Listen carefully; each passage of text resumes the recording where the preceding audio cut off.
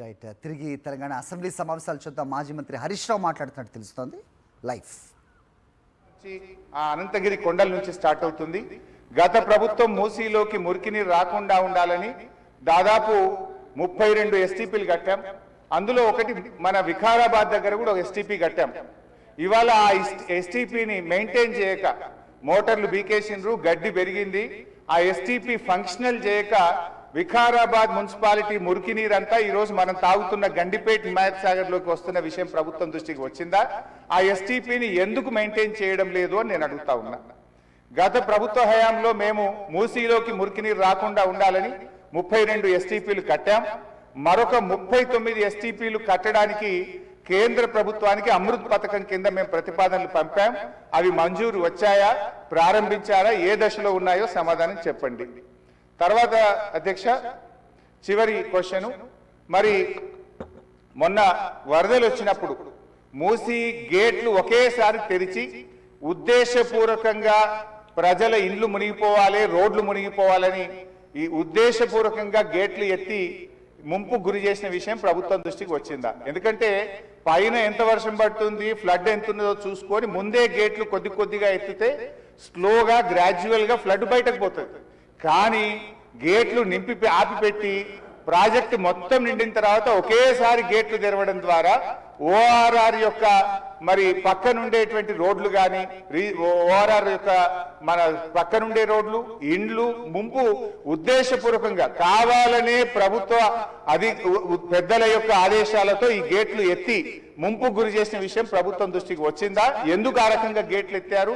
ఒకవేళ ప్రభుత్వానికి ఆ ఉద్దేశం లేకపోతే ఆ అధికారుల మీద ఏమైనా చర్యలు తీసుకున్నారా? సూటిగా సమాధానం చెప్పాలని చెప్పి నేను కోరుతా ఉన్నా అధ్యక్ష. చివరిగా మేము చెప్పేది, మీరు పేదవాళ్ళ ఇండ్లకి రాకండి. మూసి సుందరీకరణ పేరిట పేదల ఇండ్లు కూలగొడితే బీఆర్ఎస్ పార్టీ సీరియస్ గా వ్యతిరేకిస్తుంది. అవసరమైతే బుల్డోజర్లకు అడ్డంగా పడుకోనైనా అడ్డుకుంటామని గతంలో చెప్పాం. ఖాళీ స్థలాలు ఉన్నాయి, మీరు ఖాళీ స్థలాల్లో దాన్ని డెవలప్ చేయండి. మూసీలోకి గోదావరి నీళ్లు తెండి, మురికి నీరు లేకుండా చూడండి. కానీ మూసీ పేరిట పేదల ఇండ్లు కూలిస్తే మాత్రం బీఆర్ఎస్ పార్టీ ఎంత మాత్రం ఒప్పుకోదని మీ ద్వారా ప్రభుత్వాన్ని తెలియజేస్తున్నాం. శ్రీ కె శంకరయ్య గారు. అధ్యక్ష, ధన్యవాదాలు. మూసి పునర్జీవ ప్రాజెక్ట్ చేపట్టడం ఈ మహానగరానికి మంచి శుభసూచకం.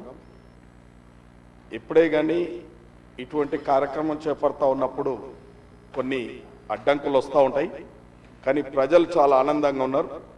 ఈ మూసీ నదిని ఏదైతే ప్రభుత్వం ఆలోచన చేస్తూ ఉందో అది ముందుకు తీసుకుపోవాల్సిందే. దానికి పూర్తిగా ఈ ప్రజలు సహకరిస్తూ ఉన్నారు, కానీ కొందరు ఇబ్బంది పెడతా ఉన్నారు. అయినప్పటికీ ఈ ప్రాజెక్టు పూర్తి చేయాల్సిందిగా కోరుకుంటున్నాం. శ్రీ కాలేరు వెంకటేశ్వర.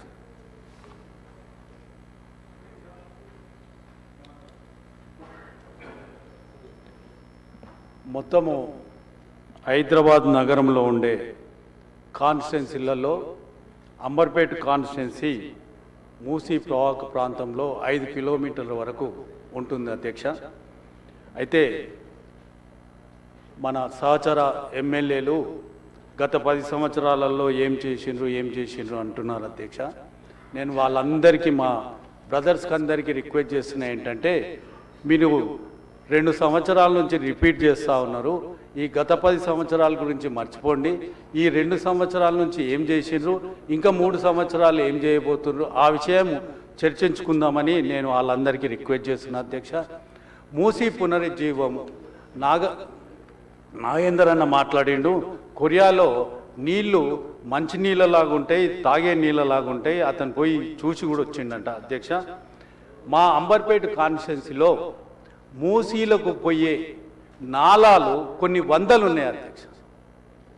ఈ 100 నాలాల నుంచి నీళ్లు, అది స్టామ్ వాటర్ డ్రైన్ కావచ్చు, లేకపోతే డ్రైనేజ్